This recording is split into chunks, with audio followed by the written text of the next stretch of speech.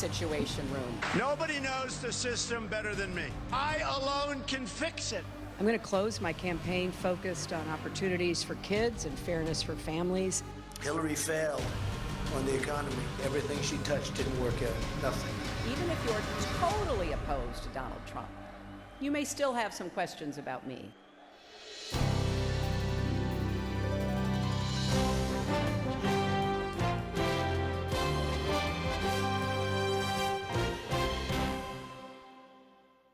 Good evening. I'm Judy Woodruff. And I'm Gwen Ifill. Welcome to this PBS NewsHour special coverage of the first debate between the two major party presidential candidates, Hillary Clinton and Donald Trump. The stage is set at Hofstra University on Long Island, New York. With the election 43 days away and the race tightening, a lot is on the line tonight, Judy. It certainly is, Gwen, and given that this is the first time these two have faced each other one-on-one, Lester Holt of NBC News will be moderating. Joining us at the table are our regular contributors, syndicated columnist Mark Shields, New York Times columnist David Brooks, and from the Cook Political Report, Amy Walter. We welcome all of you here for the next 2 hours. Amy, let's start with you. What are you looking for? Each of these candidates has an enthusiasm gap problem within their own party, so they've got to get their partisans fired up. For Hillary Clinton, it's young people. For Donald Trump, he's got to get those white college-educated voters back into the Republican fold where they've been. And then they got to get those voters, both of them, who are torn, don't like either choice they have in front of them, to pick them. Mark Shields, what would surprise you the most of what these candidates might or might not do tonight? Does Donald Trump dare to be boring? Does he come out sedated / presidential? And can Hillary Clinton, who's a marvelous and superior deliverer of information, make an emotional connection with American voters? David, what are you on the edge of your seat looking for? We've been around each other too long. I wrote down emotional connection. This is not a cognitive night. This is not philosophy. This is not grand strategy. It's that moment of intimacy, that unscripted moment when the unconscious is revealed that will be replayed on YouTube over and over and over again. And so it's just, is he commanding or is he cruel? Is she relatable, and is she seem calmly smart? And it's whether people get that vibe, the first date vibe, that'll determine the night. Is this about what they know or who they are? No, I think it's mostly about who they are. I mean, for voters at this stage of the game, they are looking up on that dais to see who they can spend the next 4 years with, who they want to invite into their homes moment after moment. Many voters say, I don't want either one of them in there. A lot of voters are saying that. But this is the one, maybe that they're not going to like, but they'll feel comfortable enough. But Mark, people are going to be fact-checking this debate. They're going to be raising questions about whether what either one of them said was correct or not. No, you're right, Judy. And but what they know, it'll be a short evening for the Republican nominee, whose knowledge bank has been overdrawn. I think it's about, more than anything else, each case. What does he know? His command of it? Is he comfortable with it? And who she is? And I think that's really the question. And there's a gender politics. Okay. Well, we're turning now to Lester Holt of NBC News. This debate is sponsored by the Commission on Presidential Debates, a nonpartisan, nonprofit organization. The commission drafted tonight's format, and the rules have been agreed to by the campaigns. The 90-minute debate is divided into 6 segments, each 50 minutes long. We'll explore 3 topic areas tonight: achieving prosperity, America's direction, and securing America. At the start of each segment, I will ask the same lead-off question to both candidates, and they will each have up to 2 minutes to respond. From that point until the end of the segment, we'll have an open discussion. The questions are mine and have not been shared with the commission or the campaigns. The audience here in the room has agreed to remain silent so that we can focus on what the candidates are saying. I will invite you to applaud, however, at this moment as we welcome the candidates. Democratic nominee for President of the United States, Hillary Clinton, and Republican nominee for President of the United States, Donald J. Trump.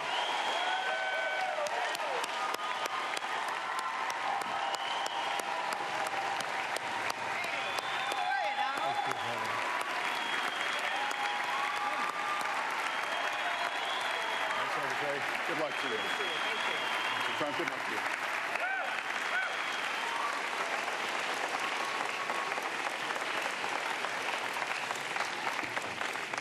Well, I don't expect us to cover all the issues of this campaign tonight, but I remind everyone there are 2 more presidential debates scheduled. We are going to focus on many of the issues that voters tell us are most important, and we're going to press for specifics.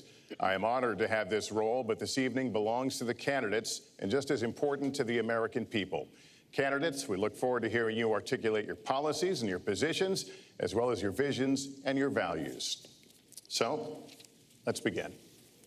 We're calling this opening segment Achieving Prosperity, and central to that is jobs. There are 2 economic realities in America today. There's been a record 6 straight years of job growth, and new census numbers show incomes have increased at a record rate after years of stagnation. However, income inequality remains significant, and nearly half of Americans are living paycheck to paycheck. Beginning with you, Secretary Clinton, why are you a better choice than your opponent to create the kinds of jobs that will put more money into the pockets of American workers? Well, thank you, Lester, and thanks to Hofstra for hosting us. The central question in this election is really what kind of country we want to be and what kind of future we'll build together. Today is my granddaughter's 2nd birthday, so I think about this a lot. First, we have to build an economy that works for everyone, not just those at the top. That means we need new jobs, good jobs, with rising incomes. I want us to invest in you. I want us to invest in your future. That means jobs in infrastructure, in advanced manufacturing, in innovation and technology, clean renewable energy, and small business, because most of the new jobs will come from small business. We also have to make the economy fairer. That starts with raising the national minimum wage and also guarantee, finally, equal pay for women's work. I also want to see more companies do profit sharing. If you help create the profits, you should be able to share in them, not just the executives at the top. And I want us to do more to support people who are struggling to balance family and work. I've heard from so many of you about the difficult choices you face and the stresses that you're under. So let's have paid family leave, earned sick days. Let's be sure we have affordable child care and debt-free college. How are we going to do it? We're going to do it by having the wealthy pay their fair share and close the corporate loopholes. Finally, we tonight are on the stage together, Donald Trump and I. Donald, it's good to be with you. We're going to have a debate where we are talking about the important issues facing our country. You have to judge us. Who can shoulder the immense, awesome responsibilities of the presidency? Who can put into action the plans that will make your life better? I hope that I will be able to earn your vote on November 8th. Secretary Clinton, thank you. Mr. Trump, the same question to you. It's about putting money, more money, into the pockets of American workers. You have up to 2 minutes. Thank you, Lester. Our jobs are fleeing the country. They're going to Mexico. They're going to many other countries. You look at what China is doing to our country in terms of making our product. They're devaluing their currency, and there's nobody in our government to fight them. And we have a very good fight, and we have a winning fight, because they're using our country as a piggy bank to rebuild China, and many other countries are doing the same thing. So we're losing our good jobs, so many of them. When you look at what's happening in Mexico, a friend of mine who builds plants said it's the 8th wonder of the world. They're building some of the biggest plants anywhere in the world, some of the most sophisticated, some of the best plants. With the United States, as he said, not so much. So Ford is leaving. You see that, their small car division leaving. Thousands of jobs, leaving Michigan, leaving Ohio. They're all leaving, and we can't allow it to happen anymore. As far as child care is concerned and so many other things, I think Hillary and I agree on that. We probably disagree a little bit as to numbers and amounts and what we're going to do, but perhaps we'll be talking about that later. But we have to stop our jobs from being stolen from us. We have to stop our companies from leaving the United States, and with it, firing all of their people. All you have to do is take a look at Carrier Air Conditioning in Indianapolis. They left, fired 1,400 people. They're going to Mexico. So many, hundreds and hundreds of companies are doing this. We cannot let it happen.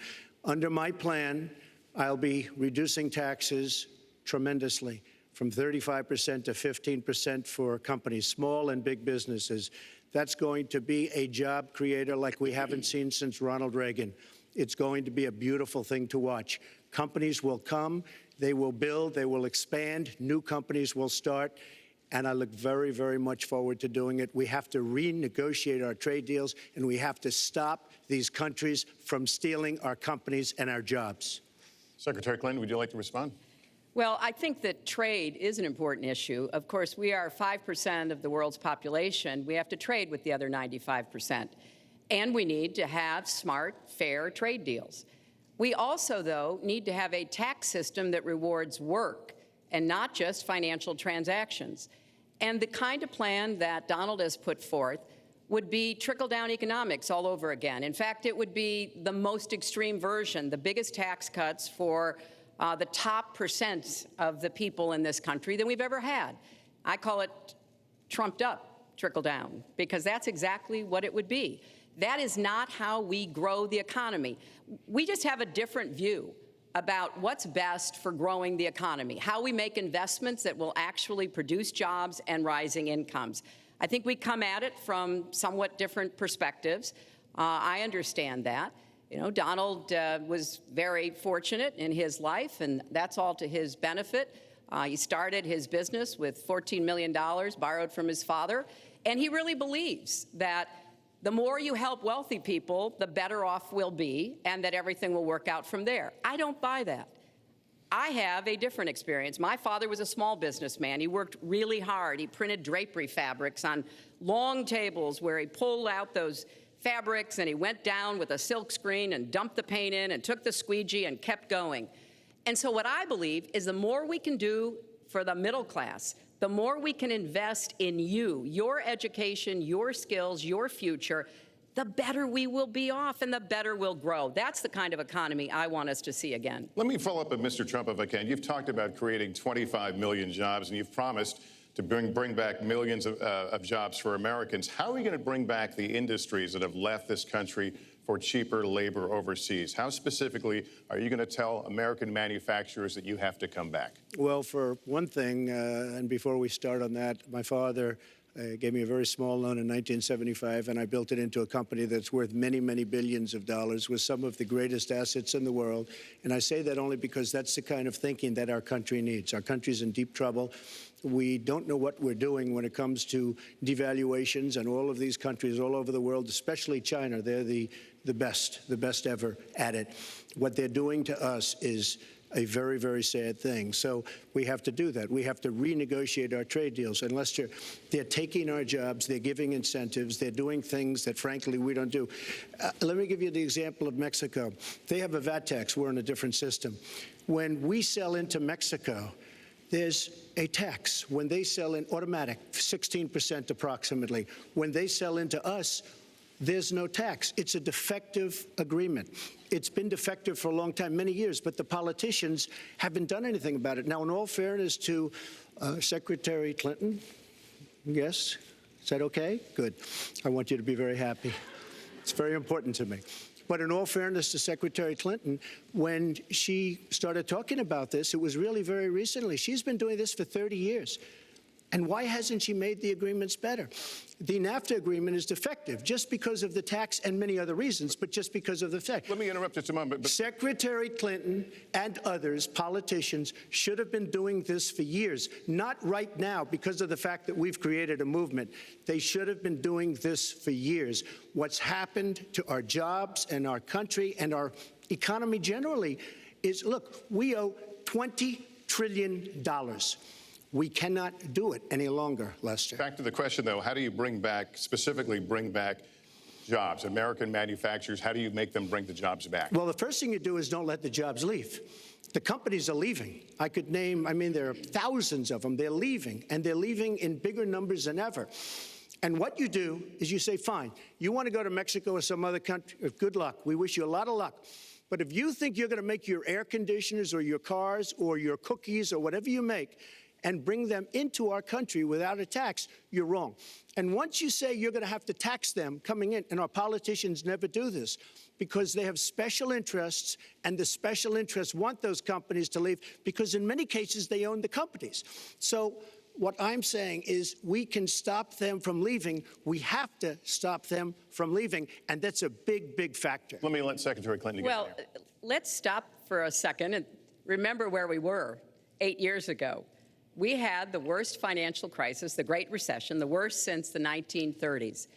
That was in large part because of tax policies that slashed taxes on the wealthy, failed to invest in the middle class, took their eyes off of Wall Street, and created a perfect storm. In fact, Donald was one of the people who rooted for the housing crisis. He said back in 2006, gee, I hope it does collapse because then I can go in and buy some and make some money. Well, it did collapse. That's called business, by the way. 9 million people lost their jobs, 5 million people lost their homes, and $13 trillion in family wealth was wiped out. Now, we have come back from that abyss, and it has not been easy.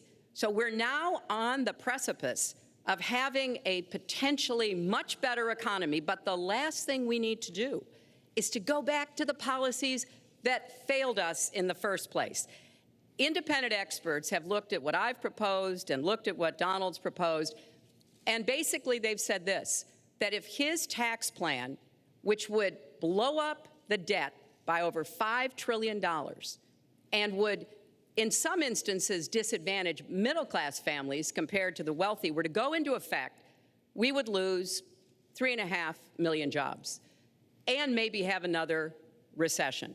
They've looked at my plans and they've said, okay, if we can do this, and I intend to get it done, we will have 10 million more new jobs because we will be making investments where we can grow the economy. Take clean energy. Some country is going to be the clean energy superpower of the 21st century. Donald thinks that climate change is a hoax perpetrated by the Chinese. I think it's real. I did not. Science is real. I do not say that. And I think it's important that we grip this and deal with it, both at home and abroad. And here's what we can do. We can deploy 500 million more solar panels. We can have enough clean energy to power every home. We can build a new modern electric grid. That's a lot of jobs. That's a lot of new economic activity. So I've tried to be very specific about what we can and should do, and I am determined that we're going to get the economy really moving again, building on the progress we've made over the last 8 years, but never going back to what got us in trouble in the first place. Mr. Trump. She talks about solar panels. We invested in a solar company, our country. That was a disaster. They lost plenty of money on that one. Now, look, I'm a great believer in all forms of energy, but we're putting a lot of people out of work. Our energy policies are a disaster. Our country is losing so much in terms of energy, in terms of paying off our debt. You can't do what you're looking to do with $20 trillion in debt.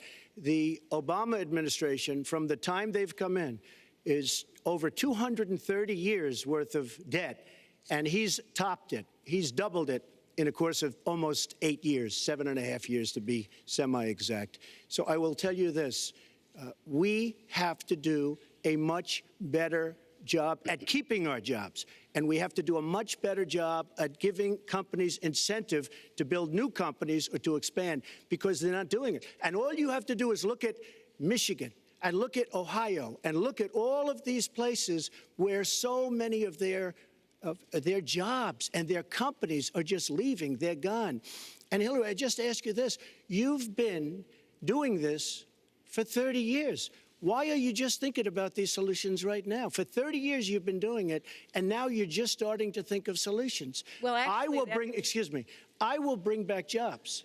You can't bring back jobs. Well, actually, I have thought about this quite a bit. Yeah, for 30 years. I have, well, not quite that long.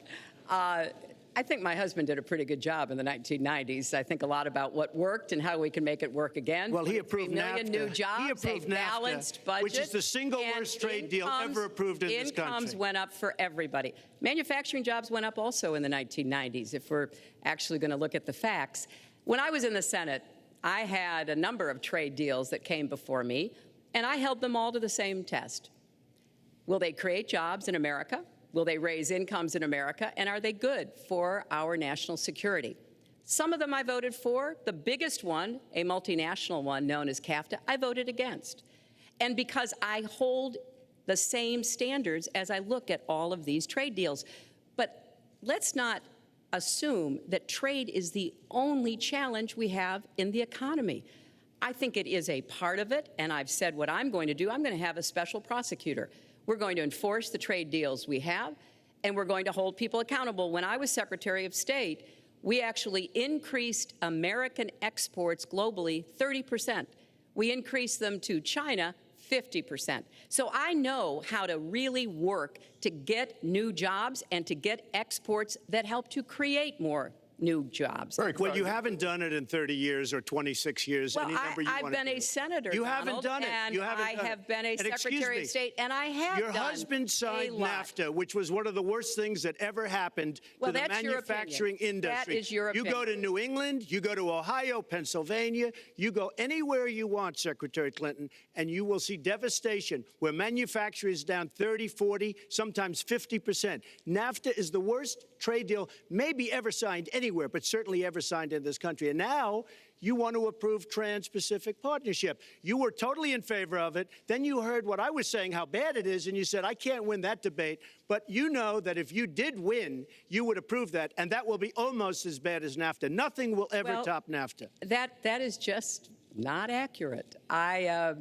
was against it once it was finally negotiated and the terms were laid out. I wrote about that in... You called it the I gold wrote about- standard. Well, I hope... You called it the gold standard of trade And deals. You you know said it's what? the finest deal you've ever seen. No. And then you heard what I said about it, and all of a sudden you were against it. Well, Donald, I know you live in your own reality, but Oh, yeah. that is not the facts. The facts are, I did say I hoped it would be a good deal, but when it was negotiated, Not. which I was not responsible for, I concluded it wasn't. I wrote about that. So is it President in my Obama's book fault? Is it before President Obama's you fault? even announced. Look, there Secretary, are different, is it President Obama's fault? There are Because different- he's pushing it. There are different views about what's good for our country, our economy, and our leadership in the world.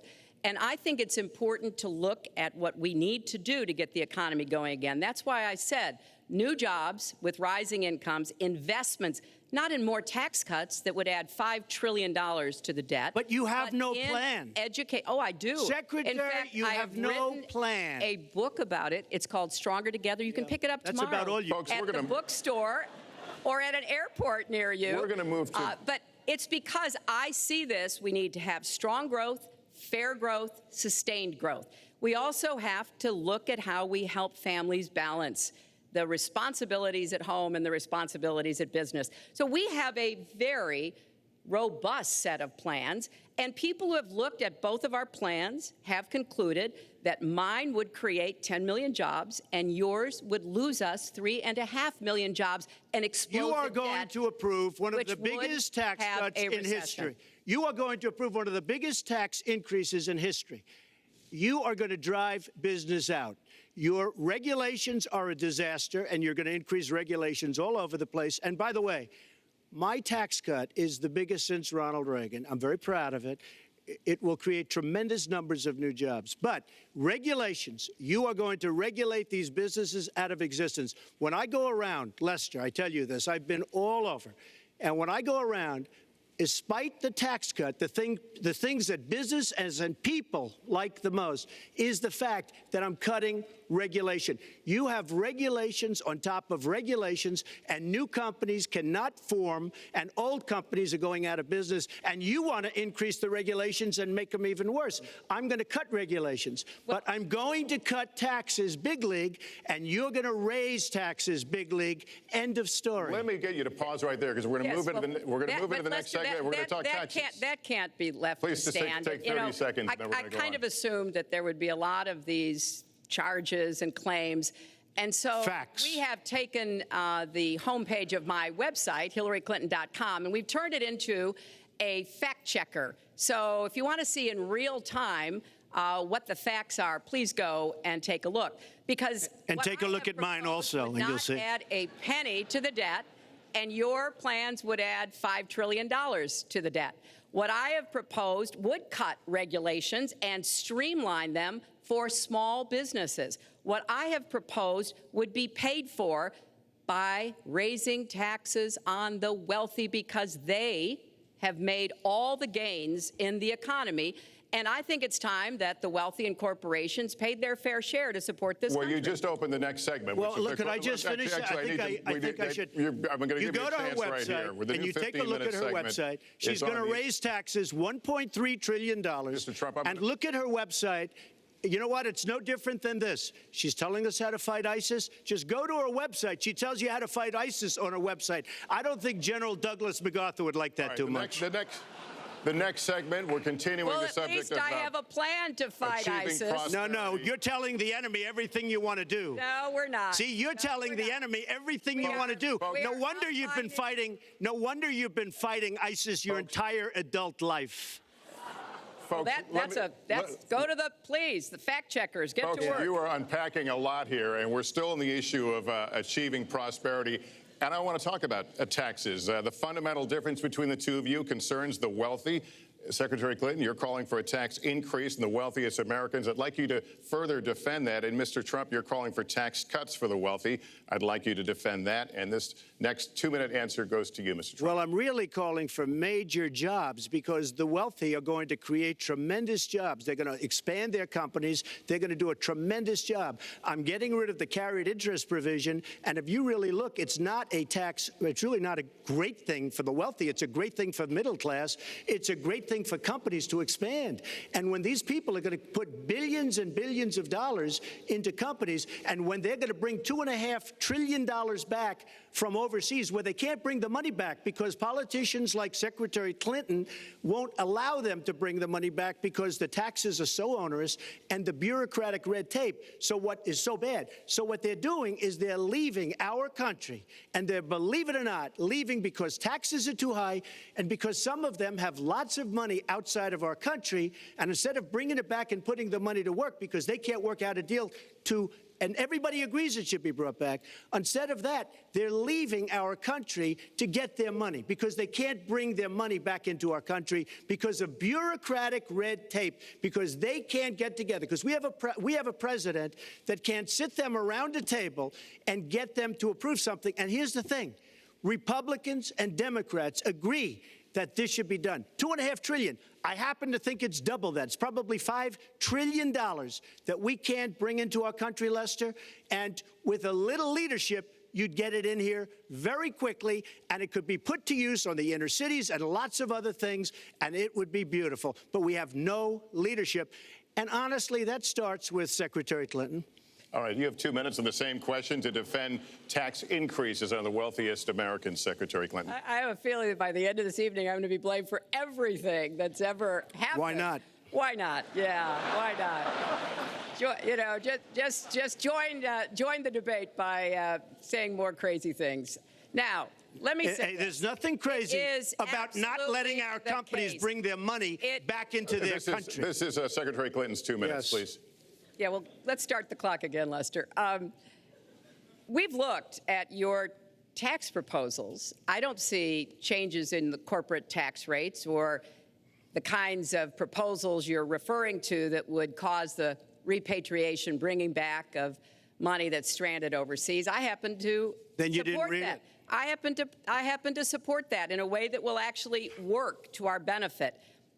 But when I look at what you have proposed, you have what is called now the Trump loophole, because it would so advantage you and the business you do. You've proposed an approach that has a $4 billion tax benefit for your family.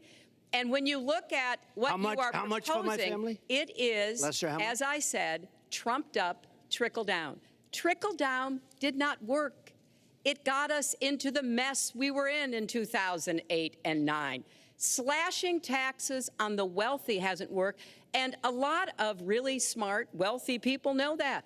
And they are saying, hey, we need to do more to make the contributions we should be making to rebuild the middle class. I don't think top-down works in America.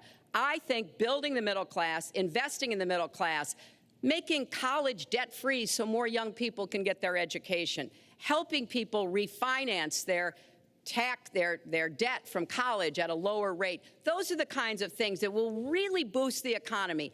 Broad-based, inclusive growth is what we need in America, not more advantages for people at the very top. Mr. Trump, Typical politician, all talk, no action, sounds good, doesn't work, never going to happen. Our country is suffering because people like Secretary Clinton have made such bad decisions in terms of our jobs and in terms of what's going on. Now, look, we have the worst revival of an economy since the Great Depression. And believe me, we're in a bubble right now. And the only thing that looks good is the stock market. But if you raise interest rates even a little bit, that's going to come crashing down. We are in a big, fat, ugly bubble. And we better be awfully careful. And we have a Fed that's doing political things. This Janet Yellen of the Fed is doing political by keeping the interest rates at this level. And believe me, the day Obama goes off and he leaves and he goes out to the golf course for the rest of his life to play golf, when they raise interest rates, you're going to see some very bad things happen because the Fed is not doing their job. The Fed is being more political than Secretary Clinton. Mr. Trump, we're talking about the burden that Americans have to pay, yet you have not released your tax returns. And the reason nominees have released their returns for decades is that voters will know if their potential president owes money to, who owes it to, and any business conflicts. Don't Americans have a right to know if there are any conflicts of interest? I don't mind releasing. I'm under a routine audit, and it'll be released. And as soon as the audit's finished, it'll be released. But you will learn more about Donald Trump by going down to the federal elections, where I filed a 104-page, essentially financial statement of sorts, the forms that they have. It shows income. In fact, the income, I just looked today, the income is filed at $694 million for this past year. $694 million. If you would have told me I was going to make that 15 or 20 years ago, I would have been very surprised. But that's the kind of thinking that our country needs. When we have a country that's doing so badly, that's being ripped off by every single country in the world, it's the kind of thinking that our country needs because everybody, Lester, we have a trade deficit with all of the countries that we do business with of almost $800 billion a year. You know what that is? That means who's negotiating these trade deals? We have people that are political hacks negotiating our trade deals. The IRS says an audit of your taxes, you're perfectly free to release your taxes during an audit. And so the question, does the public's right to know outweigh your personal? Well, I told you, I will release them as soon as the audit. Look, I've been under audit almost for 15 years. I know a lot of wealthy people that have never been audited. I said, do you get audited? I get audited almost every year. And in a way, I should be complaining. I'm not even complaining. I don't mind it. It's almost become a way of life. I get audited by the IRS, but other people don't. I will say this. We have a situation in this country that has to be taken care of. I will release my tax returns against my lawyer's wishes. When she releases her 33,000 emails that have been deleted, as soon as she releases them, I will release my tax returns. And that's against my lawyers. They say, don't do it. I will tell you this. No, in fact, watching shows, reading the papers, almost every lawyer says, you don't release your returns until the audit's complete. When the audit's complete, I'll do it. But I would go against them if she releases her email. So it's negotiable? It's not negotiable. No, let her release the email. Why did she delete 33,000? Well, I'll let her ask that, but let me just admonish the audience one more time. There was an agreement. We did ask you to be silent, so it would be helpful for us. Secretary Clinton. Well, I think you've just seen another example of bait and switch here. For 40 years, everyone running for president has released their tax returns. You can go and see nearly, I think, 39, 40 years of our tax returns, but everyone has done it. We know the IRS has made clear there is no prohibition on releasing it when you're under audit. So you've got to ask yourself, why won't he release his tax returns? And I think there may be a couple of reasons. First, maybe he's not as rich as he says he is. Second, maybe he's not as charitable as he claims to be. Third, we don't know all of his business dealings, but we have been told through investigative reporting that he owes about $650 million to Wall Street and foreign banks. Or maybe he doesn't want the American people, all of you watching tonight, to know that he's paid nothing in federal taxes, because the only years that anybody's ever seen were a couple of years when he had to turn them over to state authorities when he was trying to get a casino license, and they showed he didn't pay any federal income tax. So That makes if me he's smart. paid zero, that means zero for troops, zero for vets, zero for schools or health. And I think probably he's not all that enthusiastic about having the rest of our country see what the real reasons are, because it must be something really important, even terrible, that he's trying to hide. And the financial disclosure statement, they don't give you the tax rate. They don't give you all the details that tax returns would.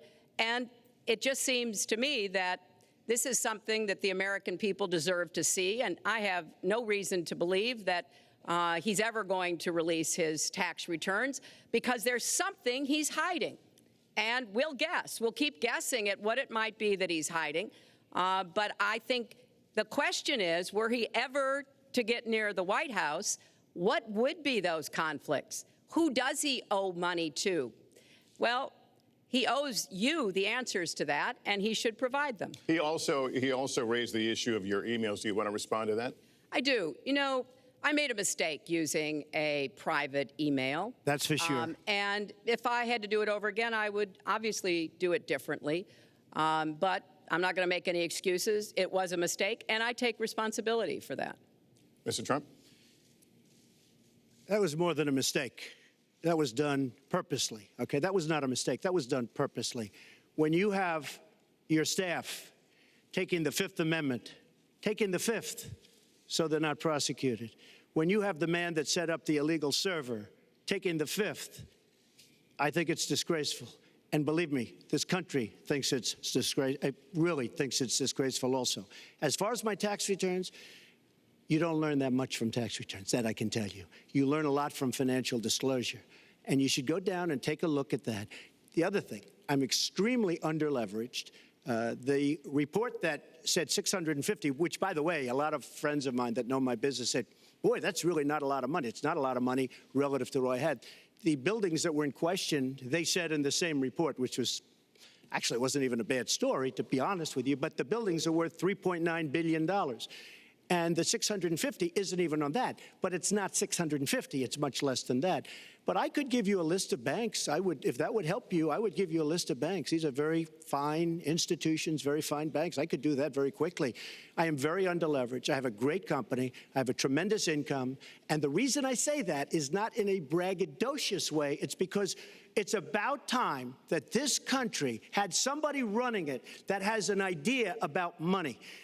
When we have $20 trillion in debt and our country's a mess, you know, it's one thing to have $20 trillion in debt and our roads are good and our bridges are good and everything's in great shape. Our airports are like from a third world country. You land at LaGuardia, you land at Kennedy, you land at LAX, you land at Newark, and you come in from Dubai and Qatar and you see these incredible, you come in from China, you see these incredible airports, and you land, we've become a third world country. So, the worst of all things has happened. We owe $20 trillion, and we're a mess. We haven't even started. And we've spent $6 trillion in the Middle East, according to a report that I just saw, whether it's 6 or 5, but it looks like it's 6. $6 trillion in the Middle East. We could have rebuilt our country twice, and it's really a shame. And it's politicians like Secretary Clinton that have caused this problem. Our country has tremendous problems. We're a debtor nation, we're a serious debtor nation, and we have a country that needs new roads, new tunnels, new bridges, new airports, new schools, new hospitals. And we don't have the money because it's been squandered on so many of your ideas. Let you And respond, maybe and we'll move to our because next. you haven't paid any federal income tax for a lot of years. And the other thing I think is important It to would be point out squandered too, is believe me. If your main claim to be president of the United States is your business, then I think we should talk about that. You know, your campaign manager said that you built a lot of businesses on the backs of little guys. And indeed, I have met a lot of the people who were stiffed by you and your businesses, Donald. I've met dishwashers, painters, architects, glass installers, marble installers, drapery installers, like my dad was, who you refused to pay when they finished the work that you asked them to do. We have an architect in the audience who designed one of your clubhouses at one of your golf courses. It's a beautiful facility.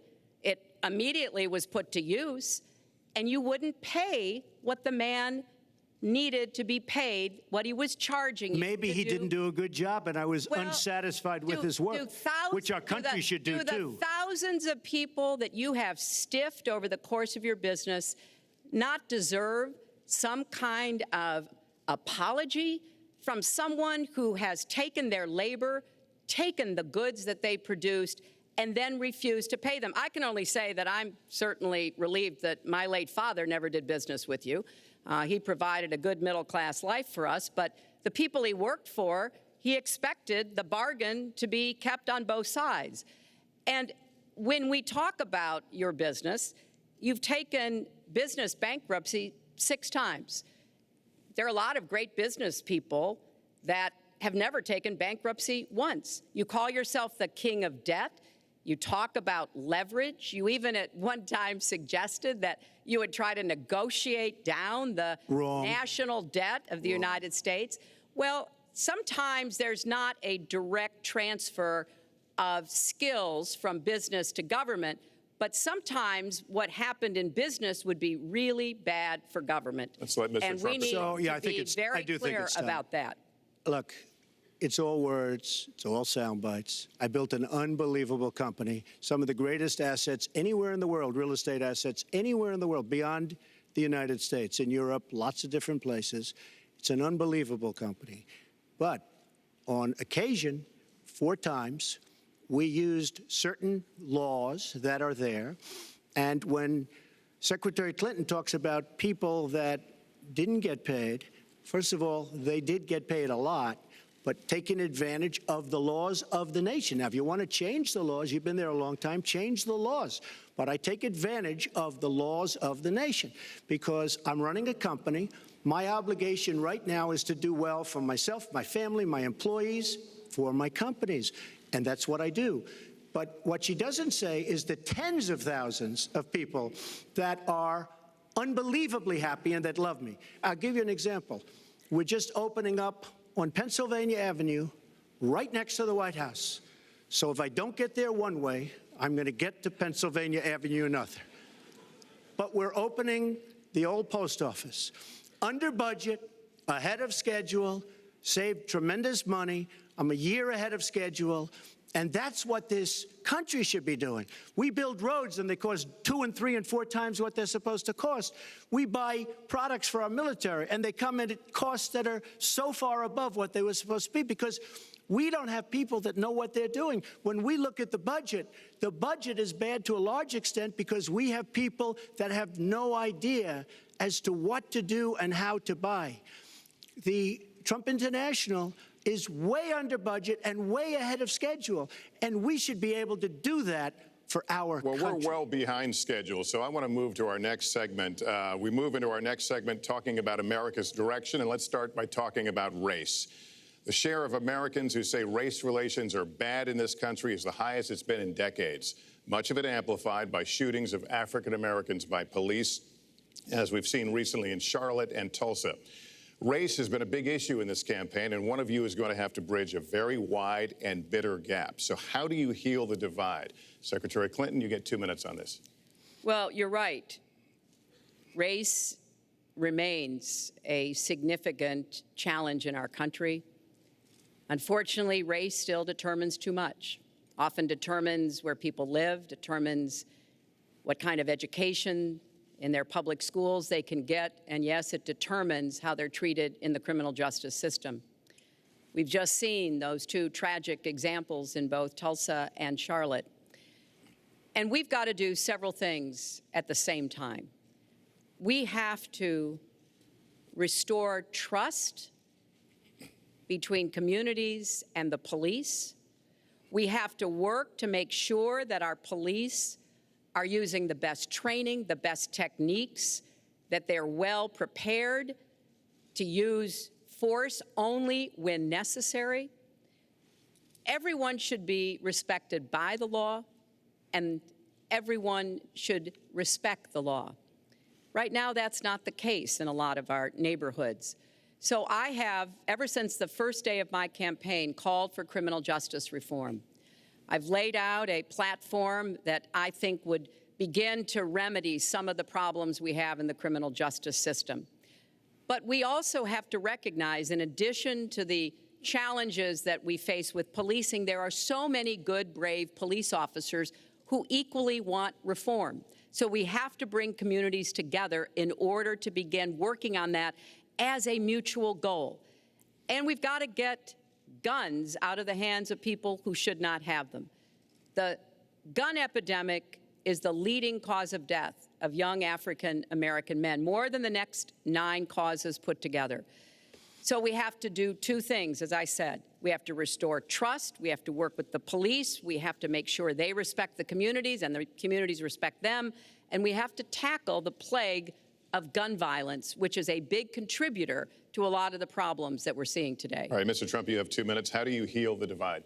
Well, first of all, Secretary Clinton doesn't want to use a couple of words, and that's law and order. And we need law and order. If we don't have it, we're not going to have a country. And when I look at what's going on in Charlotte, a city I love, a city where I have investments, when I look at what's going on throughout various parts of our country, whether it's, I mean, I can just keep naming them all day long. We need law and order in our country. And I just got today, as you know, the endorsement of the Fraternal Order of Police. We just came in. We have endorsements from, I think, almost every police group, a large percentage of them in the United States. We have a situation where we have our inner cities, African Americans, Hispanics, are living in hell because it's so dangerous. You walk down the street, you get shot. In Chicago, they've had thousands of shootings, thousands, since January 1st. Thousands of shootings. And I'm saying, where is this? Is this a war-torn country? What are we doing? And we have to stop the violence. We have to bring back law and order. In a place like Chicago, where thousands of people have been killed, thousands over the last number of years. In fact, almost 4,000 have been killed since Barack Obama became president. Almost 4,000 people in Chicago have been killed. We have to bring back law and order. Now, whether or not in a place like Chicago you do stop and frisk, which worked very well, Mayor Giuliani is here, it worked very well in New York. It brought the crime rate way down. But you take the gun away from criminals that shouldn't be having it. We have gangs roaming the street, and in many cases, they're illegally here, illegal immigrants, and they have guns, and they shoot people.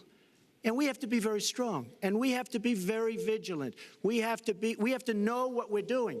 Right now, our police, in many cases, are afraid to do anything. We have to protect our inner cities because African American communities are being decimated by crime. Your 2 minutes expired, but I do want to follow up. Stop and frisk was ruled unconstitutional in New York because it largely singled out Black and Hispanic young men. No, you're wrong.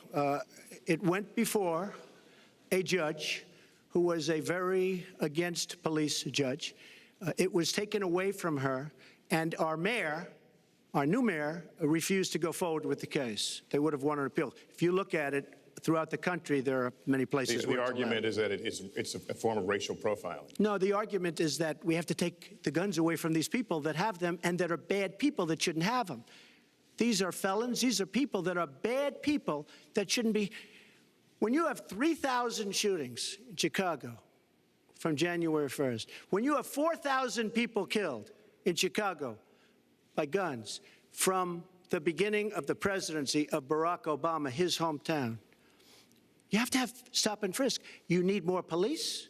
You need a better community relation. You don't have good community relations in Chicago. It's terrible. I have property there. It's terrible what's going on in Chicago. But when you look, and Chicago's not the only, you go to Ferguson, you go to so many different places.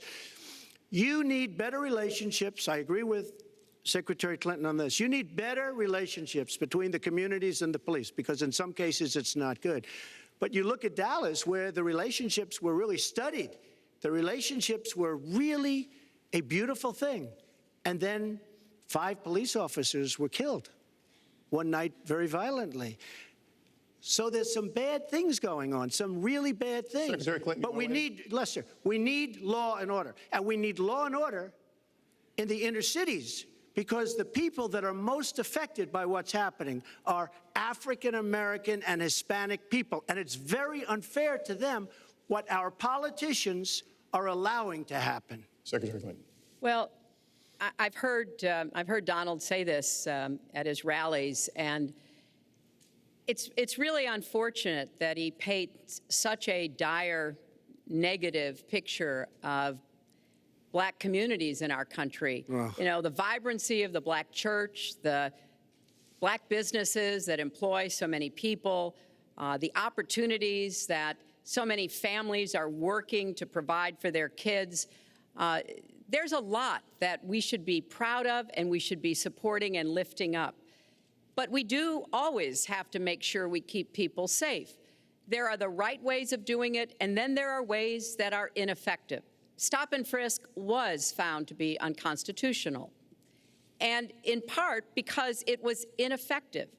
It did not do what it needed to do. Now, I believe in community policing, and in fact, violent crime is 1/2 of what it was in 1991. Property crime is down 40%.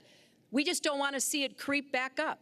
We've had 25 years of very good cooperation, but there were some problems, some unintended consequences.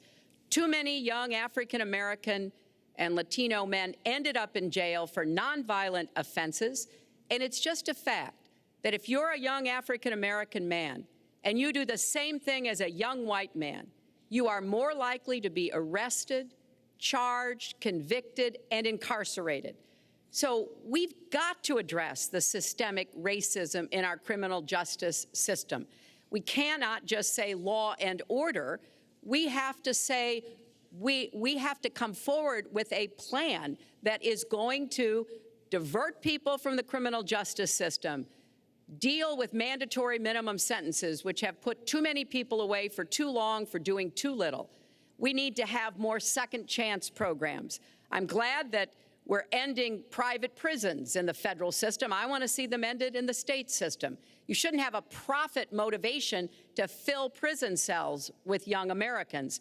So there are some positive ways we can work on this. And I believe strongly that common sense gun safety measures would assist us right now. And this is something Donald has supported along with the gun lobby. Right now, we've got too many military-style weapons on the streets. In a lot of places, our police are outgunned. We need comprehensive background checks, and we need to keep guns out of the hands of those who will do harm, and we finally need to pass a prohibition on anyone who's on the terrorist watch list from being able to buy a gun in our country. If you're too dangerous to fly, you are too dangerous to buy a gun. So there are things we can do, and we ought to do it in a bipartisan way. Secretary Clinton, last week you said we've got to do everything possible to improve policing, to go right at implicit bias. Do you believe that police are implicitly biased against Black people? Lester, I think implicit bias is a problem for everyone, not just police. I think, unfortunately, too many of us in our great country jump to conclusions about each other. And therefore, I think we need all of us to be asking hard questions about, why am I feeling this way? But when it comes to policing, since it can have literally fatal consequences, I have said in my first budget we would put money into that budget to help us deal with implicit bias by retraining a lot of our police officers. I've met with a group of very distinguished, experienced police chiefs a few weeks ago, they admit it's an issue. They've got a lot of concerns. Mental health is one of the biggest concerns because now police are having to handle a lot of really difficult mental health problems on the street. They want support. They want more training. They want more assistance. And I think the federal government could be in a position where we would offer and provide that. I'd like to respond. Please. First of all, I agree, and a lot of people, even within my own party, want to give certain rights to people on watch lists and no-fly lists. I agree with you. When a person is on a watch list or a no-fly list, and I have the endorsement of the NRA, which I'm very proud of. These are very, very good people, and they're protecting the Second Amendment. But I think we have to look very strongly at no-fly lists and watch lists, and when people are on there, even if they shouldn't be on there, we'll help them legally, we'll help them get off. But I tend to agree with that quite strongly. I do want to bring up the fact that you were the one that brought up the word super predator about young black youth. And that's a term that I think was it's been horribly met, as you know. I think you've apologized for it. But I think it was a terrible thing to say. And when it comes to stop and frisk, you know, you're talking about taking guns away. Well, I'm talking about taking guns away from gangs and people that use them. And I really don't think you disagree with me on this, if you want to know the truth. I think maybe there's a political reason why you can't say it, but I really don't believe. In New York City, stop and frisk, we had 2,200 murders, and stop and frisk brought it down to 500 murders. 500 murders is a lot of murders. Hard to believe. 500 is like supposed to be good. But we went from 2,200 to 500, and it was continued on by Mayor Bloomberg, and it was terminated by current mayor. But stop and frisk had a tremendous impact on the safety of New York City, tremendous beyond belief. So when you say it has no impact, it really did. It had a very, very big impact. Well, it's also fair to say, if we're going to talk about mayors, that under the current mayor, crime has continued to drop, including murders. So there You're is. wrong. You're wrong. No, I'm not. Murders are up. All right, you check. New York has done an excellent job, and I give credit. I give credit across the board, going back to mayors, to police chiefs, because it has worked, and other communities need to come together to do what will work as well. Look, one murder is too many, but it is important that we learn about what has been effective and not go to things that sound good that really did not have the kind of impact that we would want. Who disagrees with keeping neighborhoods safe? But let's also add, no one should disagree about respecting the rights of young men who live in those neighborhoods. And so we need to do a better job of working again with the communities, faith communities, business communities, as well as the police, to try to deal with this problem. This conversation is about race, and so, Mr. Trump, I have to ask you. But I'd like to just respond, if I might. Please, 20 I'd seconds. just like to respond. Please respond, then I've got to follow up. I will. Look, the African-American community has been let down by our politicians. They talk good around election time, like right now, and after the election, they said, see you later, I'll see you in 4 years. The African-American community, look, the community within the inner cities has been so badly treated. They've been abused and used in order to get votes by Democrat politicians, because that's what it is. They've controlled these communities for up to 100 years. Mr. Trump, let me... Unbroken. And I will tell you, you look at the inner cities, and I just left Detroit, and I just left Philadelphia, and I just, you know, you've seen me. I've been all over the place. You decided to stay home, and that's okay. But I will tell you, I've been all over, and I've met some of the greatest people I'll ever meet within these communities, and they are very, very upset with what their politicians have told them and what their politicians have done. Mr. Trump, I think Donald just criticized me for preparing for this debate. And yes, I did. And you know what else I prepared for? I prepared to be president, and I think that's a good thing. Mr. Trump, for 5 years, you perpetuated a false claim that the nation's first black president was not a natural-born citizen. You questioned his legitimacy. In the last couple of weeks, you acknowledged what most Americans have accepted for years: the president was born in the United States. Can you tell us what took you so long? I'll tell you just very simple to say. Sidney Blumenthal works for the campaign and very close friend of Secretary Clinton.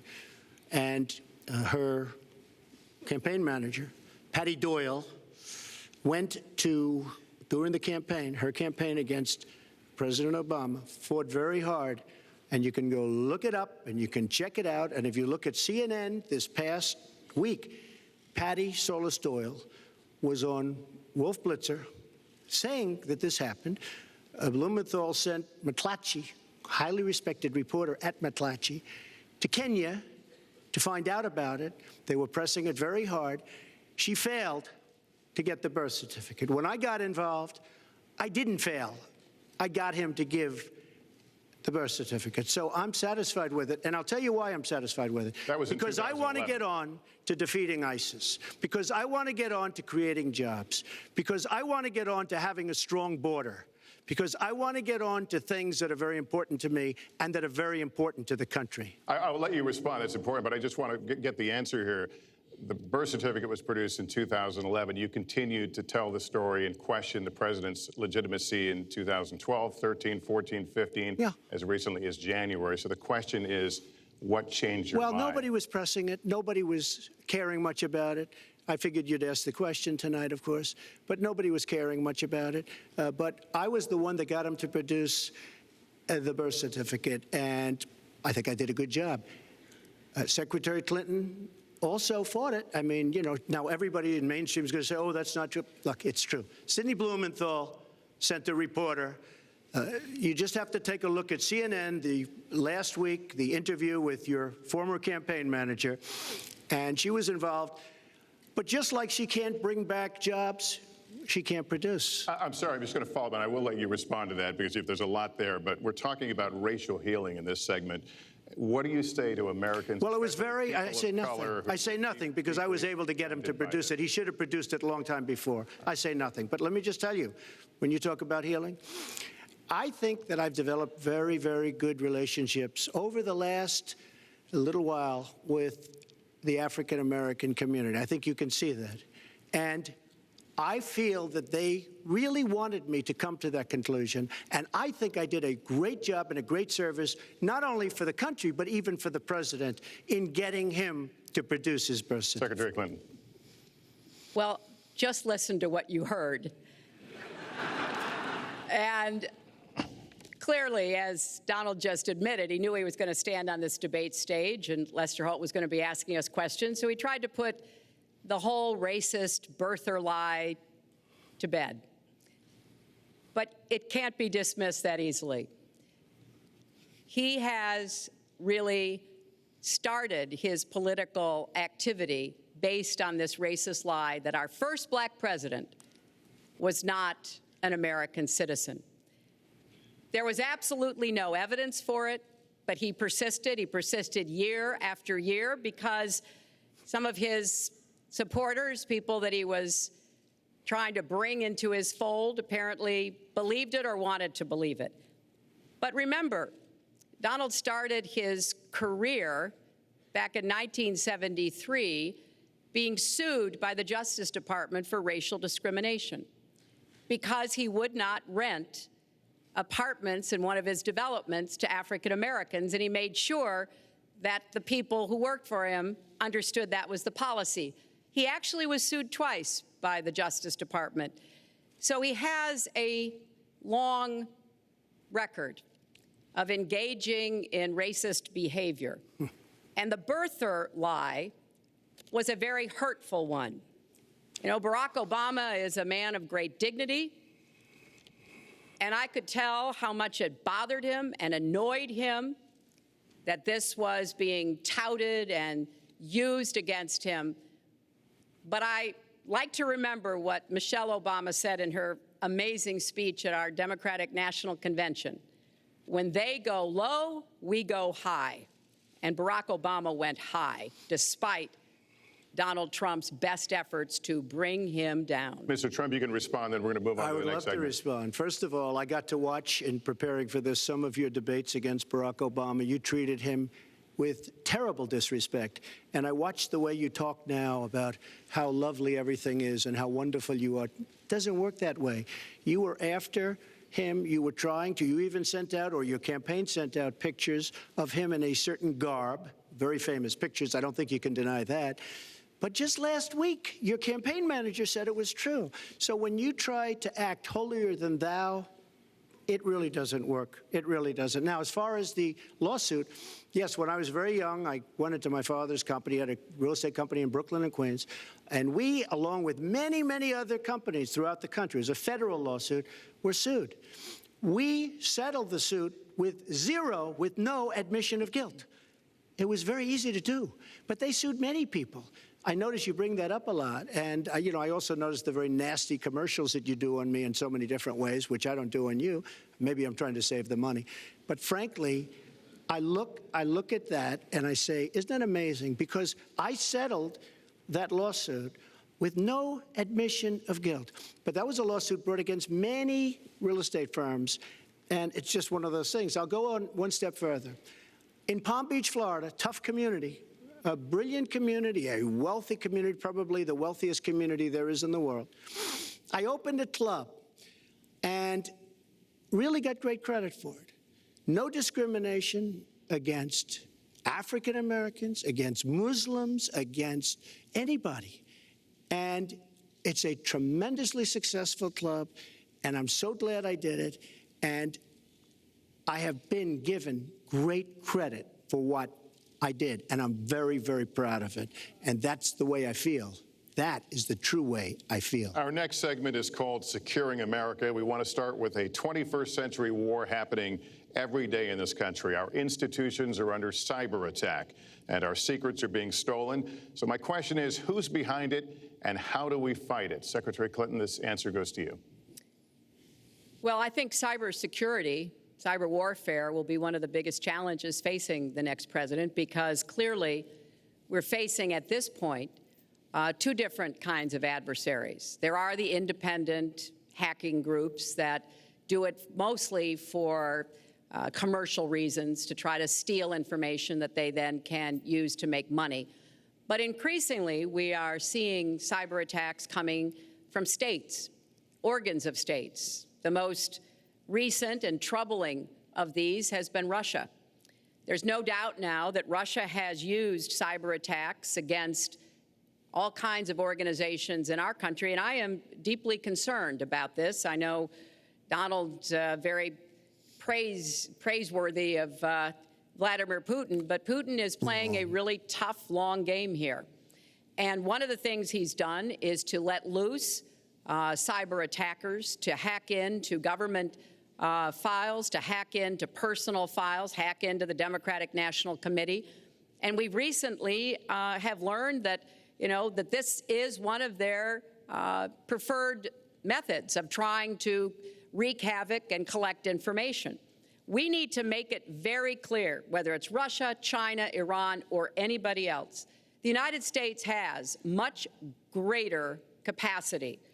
And we are not going to sit idly by and permit state actors to go after our information, our private sector information or our public sector information. And we're going to have to make it clear that we don't want to use the kinds of tools that we have. We don't want to engage in a different kind of warfare, but we will defend the citizens of this country. And the Russians need to understand that.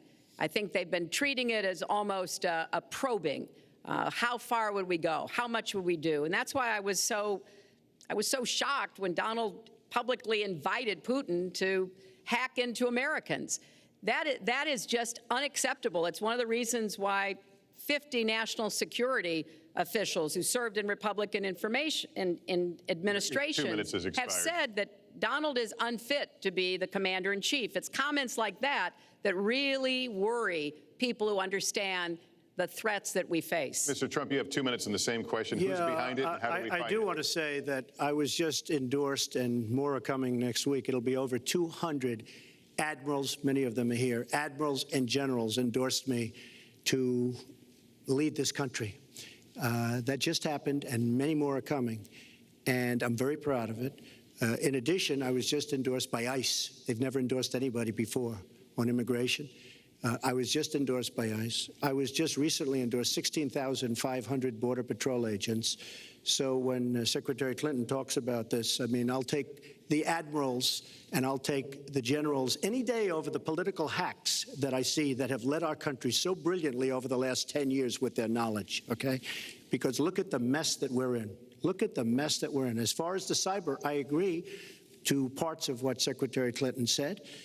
We should be better than anybody else, and perhaps we're not. I don't think anybody knows it was Russia that broke into the DNC. She's saying Russia, Russia, Russia, but maybe it was. I mean, it could be Russia, but it could also be China. It could also be lots of other people. It also could be somebody sitting on their bed that weighs 400 pounds, okay? You don't know who broke in to DNC. But what did we learn with DNC? We learned that Bernie Sanders was taken advantage of by your people, by Debbie Wasserman Schultz. Look what happened to her. But Bernie Sanders was taken advantage of. That's what we learned. Now, whether that was Russia, whether that was China, whether it was another country, we don't know. Because the truth is, under President Obama, we've lost control of things that we used to have control over. We came in with the Internet. We came up with the Internet. And I think Secretary Clinton and myself would agree very much when you look at what ISIS is doing with the Internet. They're beating us at our own game, ISIS. So we have to get very, very tough on cyber and cyber warfare. It is a huge problem. I have a son. He's 10 years old. He has computers. He is so good with these computers. It's unbelievable. The security aspect of cyber is very, very tough, and maybe it's hardly doable. But I will say we are not doing the job we should be doing. But that's true throughout our whole governmental society. We have so many things that we have to do better, Lester, and certainly cyber is one of them. Secretary Clinton. Well, I think there are a number of issues that we should be addressing. I have put forth a plan to defeat ISIS. It does involve going after them online. I think we need to do much more with our tech companies to prevent ISIS and their operatives from being able to use the Internet to radicalize, even direct people in our country and Europe and elsewhere.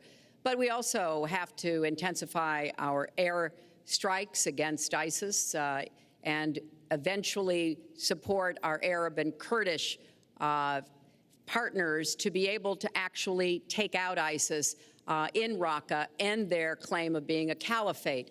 We're making progress. Our military is assisting in Iraq, and we're hoping that within the year we'll be able to push ISIS out of Iraq and then, really squeeze them in Syria. But we have to be cognizant of the fact that they've had foreign fighters coming to volunteer for them, foreign money, foreign weapons. So we have to make this the top priority, and I would also do everything possible to take out their leadership. I was involved in a number of efforts to take out al-Qaeda leadership when I was Secretary of State, including, of course, taking out bin Laden. And I think we need to go after Baghdadi as well, make that one of our organizing principles, because we've got to defeat ISIS, and we've got to do everything we can to disrupt their propaganda efforts online. You mentioned ISIS, and we think of ISIS certainly as over there, but there are American citizens who have been inspired to commit acts of terror on American soil. The latest incident, of course, the bombings we just saw in New York and New Jersey, the knife attack at a mall in Minnesota, and the last year, deadly attacks in San Bernardino and Orlando. I'll ask this to both of you. Tell us specifically how you would prevent homegrown attacks by American citizens, Mr. Trump. Well, first I have to say one thing, very important. Secretary Clinton is talking about taking out ISIS. We will take out ISIS. Well, President Obama and Secretary Clinton created a vacuum the way they got out of Iraq, because they got out, they shouldn't have been in, but once they got in, the way they got out was a disaster, and ISIS was formed. So she talks about taking them out. She's been doing it a long time. She's been trying to take them out for a long time. But they wouldn't have even been formed if they left some troops behind, like 10,000 or maybe something more than that. And then you wouldn't have had them. Or, as I've been saying for a long time, and I think you'll agree because I said it to you once, had we taken the oil, and we should have taken the oil, ISIS would not have been able to form either, because the oil was their primary source of income. And now they have the oil all over the place, including the oil, a lot of the oil in Libya, which was another one of her disasters. Secretary Clinton. Well, I hope the fact checkers are turning up the volume and really working hard. Donald supported the invasion of Iraq. Wrong. That is absolutely Wrong. proved over and over again. Wrong. He actually advocated for the actions we took in Libya and urged that Gaddafi be taken out after actually doing some business with him one time. But the larger point, he says this constantly, is George W. Bush made the agreement about when American troops would leave Iraq, not Barack Obama. And the only way that American troops could have stayed in Iraq is to get an agreement from the then Iraqi government that would have protected our troops. And the Iraqi government would not give that. But let's talk about the question you asked, Lester. The question you asked is, what do we do here in the United States? That's the most important part of this. How do we prevent attacks? How do we protect our people? And I think we've got to have an intelligence surge where we are looking for every scrap of information. I was so proud of law enforcement in New York, in Minnesota, in New Jersey. You know, they responded so quickly, so professionally to the attacks that occurred by Rahami, and they brought him down. And we may find out more information because he is still alive, which may prove to be an intelligence benefit. So we've got to do everything we can to vacuum up intelligence from Europe, from the Middle East. That means we've got to work more closely with our allies. And that's something that Donald has been very dismissive of. We're working with NATO, the longest military alliance in the history of the world, to really turn our attention to terrorism. We're working with our friends in the Middle East, many of which, as you know, are Muslim-majority nations. Donald has consistently insulted Muslims abroad, Muslims at home, when we need to be cooperating with Muslim nations and with the American Muslim community. They're on the front lines. They can provide information to us that we might not get anywhere else. They need to have close working cooperation with law enforcement in these communities, not be alienated and pushed away, as some of Donald's rhetoric, unfortunately, has led to. Mr. Well, I'd have to respond. Please respond. The Secretary said very strongly about working with. We've been working with them for many years. And we have the greatest mess anyone's ever seen. You look at the Middle East, it's a total mess. Under your direction to a large extent. But you look at the Middle East. You started the Iran deal. That's another beauty where you have a country that was ready to fall. I mean, they were doing so badly. They were choking on the sanctions, and now they're going to be actually probably a major power at some point pretty soon, the way they're going. But when you look at NATO, I was asked on a major show, what do you think of NATO? Now, you have to understand, I'm a business person. I did really well, but I have common sense. And I said, well, I'll tell you, I haven't given lots of thought to NATO, but two things. Number one, the 28 countries of NATO, many of them aren't paying their fair share. Number two, and that bothers me because we should be, yes, we're defending them, and they should at least be paying us what they're supposed to be paying by treaty and contract. And number two, I said, and very strongly, NATO could be obsolete because, and I was very strong on this, and it was actually covered very accurately in the New York Times, which is unusual for the New York Times, to be honest. But I said they do not focus on terror. And I was very strong, and I said it numerous times. And about 4 months ago, I read on the front page of the Wall Street Journal that NATO is opening up a major terror division. And I think that's great. And I think we should get, because we pay approximately 73% of the cost of NATO. It's a lot of money to protect other people. But I'm all for NATO. But I said they have to focus on terror also. And they're going to do that. And that was, believe me, I'm sure I'm not going to get credit for it, but that was largely because of what I was saying and my criticism of NATO. I think we have to get NATO to go into the Middle East with us in addition to surrounding nations, and we have to knock the hell out of ISIS, and we have to do it fast. When ISIS formed in this vacuum created by Barack Obama and Secretary Clinton, and believe me, you were the ones that took out the troops. Not only that, you named the day. They couldn't believe it. They sat back probably and said, I can't believe it. They said, no, wait a minute. We've covered when they formed, this is something that never should have happened. It should have never happened. Now, you're talking about taking out ISIS. But you were there, and you were Secretary of State when it was a little infant. Now it's in over 30 countries. And you're going to stop them? I don't think so. Mr. Trump, a lot of these are judgment questions. You had supported the war in Iraq before the invasion. What makes your judgment? I did not support the war in Iraq. 2002. That is a mainstream media nonsense put out by her because she, frankly, I think the best person in her campaign is mainstream media. My question is, since you would you like to supported it, hear? why is your I was against the war. judgment- Wait a minute. I was against the war in Iraq, just so you put it out. The record shows otherwise, The record but why does not show that. Why is your The judgment record any... shows that I'm right. When I did an interview with Howard Stern, very lightly, first time anyone's asked me that, I said, very lightly, I don't know, maybe, who knows, essentially. I then did an interview with Neil Cavuto. We talked about the economy is more important. I then spoke to Sean Hannity, which everybody refuses to call Sean Hannity. I had numerous conversations with Sean Hannity at Fox, and Sean Hannity said, and he called me the other day, and I spoke to him about it. He said, you were totally against the war, because he was for the war. Why is your judgment better than... And that was before the war started. Sean Hannity said very strongly to me and other people, he's willing to say, but nobody wants to call him, I was against the war. He said, you used to have fights with me because Sean was in favor of the war. And I understand that side also, not very much, because we should have never been there. But nobody called Sean Hannity. And then they did an article in a major magazine shortly after the war started, I think in '04, but they did an article which had me totally against the war in Iraq. And one of your compatriots said, you know, whether it was before or right after, Trump was definitely, because if you read this article, there's no doubt.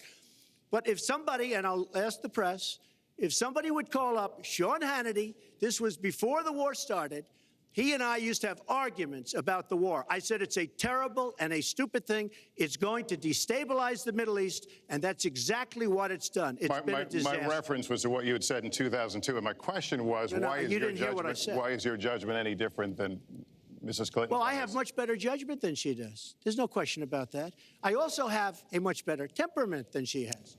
You know, I have a much better... She spent, let me tell you, she spent hundreds of millions of dollars on an advertising. You know, they get Madison Avenue into a room, they put names. Oh, temperament, let's go after. I think my strongest asset, maybe by far, is my temperament. I have a winning temperament. I know how to win. She does not know how to win. Clinton. Wait, the AFL-CIO the other day, behind the blue screen, I don't know who you were talking to, Secretary Clinton, but you were totally out of control. I said, there's a person with a temperament that's got a problem. Secretary Clinton. Woo, okay. Let's talk about two important issues that were briefly mentioned by Donald. First, NATO. You know, NATO as a military alliance has something called Article 5, and basically it says this: an attack on one is an attack on all. And do you know the only time it's ever been invoked? After 9/11, when the 28 nations of NATO said that they would go to Afghanistan with us to fight terrorism, something that they still are doing by our side. With respect to Iran, when I became Secretary of State, Iran was weeks away from having enough nuclear material to form a bomb. They had mastered the nuclear fuel cycle under the Bush administration. They had built covert facilities. They had stocked them with centrifuges that were whirling away. And we had sanctioned them. I voted for every sanction against Iran when I was in the Senate, but it wasn't enough. So I spent a year and a half putting together a coalition that included Russia and China to impose the toughest sanctions on Iran. And we did drive them to the negotiating table. And my successor, John Kerry, and President Obama got a deal that put a lid on Iran's nuclear program without firing a single shot. That's diplomacy. That's coalition building. That's working with other nations. The other day, I saw Donald saying that there were some Iranian sailors on a ship in the waters off of Iran, and they were taunting American sailors who were on a nearby ship. He said, you know, if they taunted our sailors, I'd blow them out of the water. and start another war. That's That would not not start a good war. judgment. That is not the right temperament to be commander-in-chief, to be taunted. And the worst part No, of they were what we've taunting heard us. Donald say has been about nuclear weapons. He has said repeatedly that he didn't care if other nations got nuclear weapons, Japan, South Korea, even Saudi Arabia. It has been the policy of the United States, Democrats and Republicans, to do everything we could to reduce the proliferation of nuclear weapons. He even said, well, you know, if there were a nuclear war in East Asia, well, you know, that's fine. You know, Wrong. have a good time, folks. That's lies. And in fact, his cavalier attitude about nuclear weapons is so deeply troubling. That is the #1 threat we face in the world, and it becomes particularly threatening if terrorists ever get their hands on any nuclear material. So a man who can be provoked by a tweet should not have his fingers anywhere near the nuclear codes, as far as I think anyone with any sense about this should be concerned. That line's getting a little bit old, I must say. Listen, It's a good one, though. I would like to. Well no, it's not. describes the problem. It's not an accurate one at all. It's not an accurate one. So I just want to give a lot of things and just to respond. I agree with her on one thing. The single greatest problem the world has is nuclear armament, nuclear weapons. Not global warming like you think and your president thinks. Nuclear is the single greatest threat. Just to go down the list, we defend Japan, we defend Germany, we defend South Korea, we defend Saudi Arabia, we defend countries. They do not pay us what they should be paying us because we are providing tremendous service and we're losing a fortune. That's why we're losing. We lose on everything. I say, who makes these? We lose on everything. Well, I said that it's very possible that if they don't pay a fair share, because this isn't 40 years ago where we could do what we're doing. We can't defend Japan, a behemoth selling us cars by the million. We need to move on. Wait, but it's very important. All I said was they may have to defend themselves or they have to help us out. We're a country that owes $20 trillion. They have to help us out. As far as the nuclear is concerned, I agree. It is the single greatest threat that this country has. Which leads my next question as we enter our last segment here still on the subject of securing America. On nuclear weapons, President Obama reportedly considered changing the nation's longstanding policy on first use. Do you support the current policy? Mr. Trump, you have 2 minutes on that. Well, I have to say that, for what Secretary Clinton was saying about nuclear with Russia, she's very cavalier in the way she talks about various countries. But Russia's been expanding. They have a much newer capability than we do. We have not been updating from the new standpoint. I looked the other night, I was seeing B-52s. They're old enough that your father, your grandfather could be flying them. We are not keeping up with other countries. I would like everybody to end it, just get rid of it, but I would certainly not do first strike. I think that once the nuclear alternative happens, it's over. At the same time, we have to be prepared. I can't take anything off the table because you look at some of these countries. You look at North Korea. We're doing nothing there. China should solve that problem for us. China should go into North Korea. China is totally powerful as it relates to North Korea. And by the way, another one powerful is the worst deal I think I've ever seen negotiated that you started is the Iran deal. Iran is one of their biggest trading partners. Iran has power over North Korea. And when they made that horrible deal with Iran, they should have included the fact that they do something with respect to North Korea. And they should have done something with respect to Yemen and all these other places.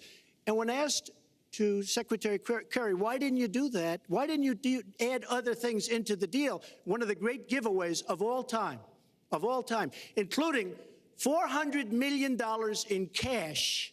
Nobody's ever seen that before. That turned out to be wrong. It was actually $1.7 billion in cash. Obviously, I guess, for the hostages, it certainly looks that way. So you say to yourself, why didn't they make the right deal? This is one of the worst deals ever made by any country in history. The deal with Iran will lead to nuclear problems. All they have to do is sit back 10 years, and they don't have to do much, and they're going to end up getting nuclear. I met with Bibi Netanyahu the other day. Believe me, he is not a happy camper. All right. Mrs. Clinton, Secretary Clinton, you have 2 minutes. Let me start by saying words matter. Words matter when you run for president, and they really matter when you are president. And I want to reassure our allies in Japan and South Korea and elsewhere that we have mutual defense treaties and we will honor them. It is essential that America's word be good. And so I know that this campaign has caused some questioning and some worries on the part of many leaders across the globe. I've talked with a number of them. But I want to, on behalf of myself, and I think on behalf of a majority of the American people, say that, our word is good. It's also important that we look at the entire global situation. There's no doubt that we have other problems with Iran, but personally, I'd rather deal with the other problems having put that lid on their nuclear program than still to be facing that. And Donald never tells you what he would do. Would he have started a war? Would he have bombed Iran? If he's going to criticize a deal that has been very successful in giving us access to Iranian facilities that we never had before, then he should tell us what his alternative would be. But it's like his plan to defeat ISIS. He says it's a secret plan, but the only secret is that he has no plan. So we need to be more precise in how we talk about these issues. People around the world follow our presidential campaigns so closely, trying to get hints about what we will do. Can they rely on us? Are we going to lead the world with strength and in accordance with our values? That's what I intend to do. I intend to be a leader of our country that people can count on, both here at home and around the world. To make decisions that will further peace and prosperity, but also stand up to bullies, whether they're abroad or at home. We cannot let those who would try to destabilize the world, to interfere with American interests and security, to be given any opportunities at all. Is expired. Lester, one thing I'd like to say. Very quickly. I will go very quickly, but I will tell you that Hillary will tell you to go to her website and read all about how to defeat ISIS, which she could have defeated by never having it, get going in the first place. Right now, it's getting tougher and tougher to defeat them because they're in more and more places, more and more states, more and more nations. Mr. Trump. And it's a big problem. And as far as Japan is concerned, I want to help all of our allies. But we are losing billions and billions of dollars. We cannot be the policemen of the world. We cannot protect countries all over the world where they're not paying us what we need. We have just a few final questions. She doesn't say that because she's got no business ability. We need heart. We need a lot of things. But you have to have some basic ability. And sadly, she doesn't have that. All of the things that she's talking about could have been taken care of during the last 10 years, let's say, while she had great power. But they weren't taken care of. And if she ever wins this race, they won't be taken care of. Mr. Trump, this year, Secretary Clinton became the first woman nominated for president by a major party. Earlier this month, you said she doesn't have, quote, a presidential look. She's standing here right now. What did you mean by that? She doesn't have the look. She doesn't have the stamina. I said she doesn't have the stamina. And I don't believe she does have the stamina. To be president of this country, you need tremendous stamina. The quote was, I just don't think she has a presidential look. Wait a minute, Leslie, you asked me a question. Did you ask me a question? You have to be able to negotiate our trade deals. You have to be able to negotiate, that's right, with Japan, with Saudi Arabia. I mean, can you imagine we're defending Saudi Arabia, and with all of the money they have, we're defending them and they're not paying? All you have to do is speak to them. Wait, you have so many different things you have to be able to do, and I don't believe that Hillary has the stamina. Let's let her respond. Well, as soon as he travels to 112 countries and negotiates a peace deal, a ceasefire, a release of dissidents, an opening of new opportunities in nations around the world, or even spends 11 hours testifying in front of a congressional committee, he can talk to me about stamina. The world, let me tell you, Hillary has experience, but it's bad experience. We have made so many bad deals during the last. So she's got experience, that I agree, but it's bad experience. Whether it's the Iran deal that you're so in love with, where we gave them $150 billion back, whether it's the Iran deal, whether it's anything you can name, you almost can't name a good deal. I agree. She's got experience, but it's bad experience. And this country can't afford to have another 4 years of that kind of experience. We are at the final question. One thing, Very Lester, quickly, because is, we're at the you final know, question he now. tried to switch from looks to stamina. But this is a man who has called women pigs, slobs, and dogs, and someone who has said pregnancy is an inconvenience to employers, who has never said said that. women don't deserve equal pay unless they do as good a job as Didn't say men. And one of the worst things he said was about a woman in a beauty contest. He loves beauty contests, supporting them and hanging around them. And he called this woman Miss Piggy. Then he called her Miss Housekeeping because she was Latina. Donald, she has a name. Where did you find her this? name Where is did you find Alicia this? Machado. Where did you find and it? she has become a U.S. citizen, and you can bet really? she's going to vote this November. Okay, good. Let me just tell you. Mr. Trump, just just tell take you. 10 seconds, and then You we're going to have know, the final question. Hillary is hitting me with tremendous commercials.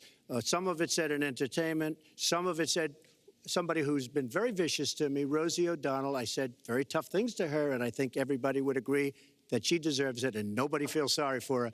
But you want to know the truth? I was going to say something Please, very quick. extremely rough to Hillary, to her family, and I said to myself, I can't do it. I just can't do it. It's inappropriate. It's not nice. But she spent hundreds of millions of dollars on negative ads on me, many of which are absolutely untrue. They're untrue and they're misrepresentations. And I will tell you this, Lester, it's not nice, and I don't deserve that. But it's certainly not a nice thing that she's done. It's hundreds of millions of ads, and the only gratifying thing is I saw the polls come in today, and with all of that money, We over have to move on to $200 the million final question. is spent, and I'm either winning or tied, and I've spent practically nothing. One of you will not win this election. So my final question to you tonight, are you willing to accept the outcome as the will of the voters? Secretary Clinton? Well, I support our democracy. And sometimes you win, sometimes you lose. But I certainly will support the outcome of this election. And I know Donald's trying very hard to plant doubts about it, but I hope the people out there understand this election's really up to you. It's not about us so much as it is about you and your families and the kind of country and future you want. So I sure hope you will get out and vote as though your future depended on it, because I think it does. Mr. Trump, very quickly, the same question. Will you accept the outcome as the will of the voters? I want to make America great again. We are a nation that is seriously troubled. We're losing our jobs. People are pouring into our country. The other day, we were deporting 800 people, and perhaps they passed the wrong button, they pressed the wrong button, or perhaps, worse than that, it was corruption. But these people that we were going to deport for good reason ended up becoming citizens. And it was 800, and now it turns out it might be 1,800, and they don't even know. Will you accept Look, the outcome here's of the the story. election? I want to make America great again. I'm going to be able to do it. I don't believe Hillary will. The answer is, if she wins, I will absolutely support her. All right. Well, that is going to do it for us. That concludes our debate for this evening. A spirited one. We covered a lot of ground, not everything, as I suspected we would. The next presidential debates are scheduled for October 9th at Washington University in St. Louis and October 19th at the University of Nevada, Las Vegas. The conversation will continue. A reminder, the vice presidential debate is scheduled for October 4th at Longwood University in Farmville, Virginia. My thanks to Hillary Clinton and to Donald Trump and to Hofstra University for hosting us tonight. Good night, everyone. And that concludes the first debate between Hillary Clinton and Donald Trump. We watched them there on the stage, joining Gwen Ifill and me here in our studio for some analysis. Syndicated columnist Mark Shields, New York Times columnist David Brooks, and Amy Walter of the Cook Political Report. Mark Shields, they did cover a lot of ground, from jobs to taxes, from race to ISIS and just now women. What did you make of it all? I think that, first of all, Donald Trump made it about him rather than about the American people. I think that was missing in his message. And I really think that he is a remarkable political figure in that if you think about American presidents, whether it's Ronald Reagan or John Kennedy or Barack Obama or Franklin Roosevelt, there was always an optimism to them. It is a very dark and rather dreary message that was surrounded by people who are not simply incompetent, but who are cutting deals, who have conflicts of interest. If Hillary Clinton, I thought was Hillary Clinton. She was factual. She was well organized in thinking. Not particularly likable. Did not come across as did not reveal much about herself other than that anecdote about her dad again and a brief nod to the grandchild at the opening. But I really thought Trump failed his test of presidential. As we watch the families come on stage, as is typical after these debates, the Clintons, former President Bill Clinton and Hillary Clinton, of course, and Chelsea Clinton is there as well. And on the other side of the stage, Melania and Donald Trump, his sons, his daughters, all there to greet them. Now, Amy, we counted it up. Hillary Clinton referred to Donald Trump by his first name, Donald. Most people call him Mr. Trump, 22 times. She clearly had it in her mind that she wanted to get under his skin, to bug him. Did it work? Well, he was on the defensive much more than he was on the offense in this debate, whether it was on the question of the birtherism, on his taxes, his support for the Iraq War, the debate about women, and his things he said about women, about stamina. This was a debate in which she was able, and I think that Mark is completely right. Trump made it about himself, but she helped him to make it about himself. Look, she did not provide the vision. I think that there are a lot of folks, even on the Democratic side, looking for that sense of what is the bigger message of Hillary Clinton. She's very smart. She has all of the facts outlined. She has all of the policy papers up on her website. But the bigger sort of cohesive vision for where we take America, I don't know that we still saw that in this debate. David, how do you see this? Did either one of them do what they needed to do tonight? Well, it wasn't. What they needed to do was make me feel better about the country. They failed. It was the opposite of elevating on both sides. I thought for the first half hour that Donald Trump was winning, and I thought that was because he may be obnoxious, but he is a change agent, and the first half hour was on his turf. And her answers, Hillary Clinton's answers, when it gets to policy, it can't just be 3 things. It has to be 16 things. And you get in a laundry list mode.